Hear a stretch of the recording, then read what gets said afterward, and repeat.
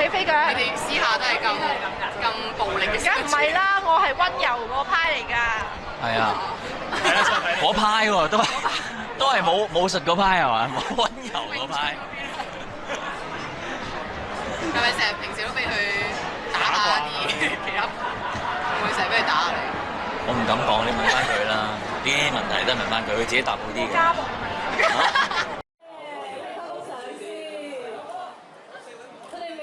暫時我哋都係睇嘟姐安排嘅，咁好多謝嘟姐揀咗我哋分別去北海道同埋北歐嘅。係啊，我覺得開心嘅，因為好想跟阿嘟姐去旅行，睇下佢點享受人生啦，同埋我睇下點樣可以喺黃夫身上學到嘢啦，因為成日覺得佢俾阿嘟姐咁樣遊輪，但係咧佢哋嗰種打不死嘅精神咧係好值得學習嘅，咁所以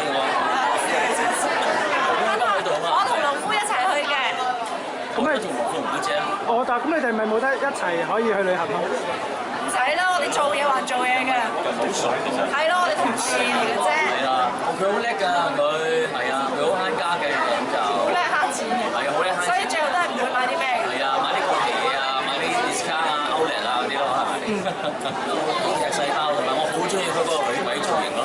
係啊，我最靚係咁嘅。我喺側邊嗰個女鬼造型，我話嗰場戲好我哋兩個嘅，因為一直以嚟我哋兩個係以前做旅遊節目咧，成日都好多時候扮嘢嘅。咁同埋我哋兩個都經歷過好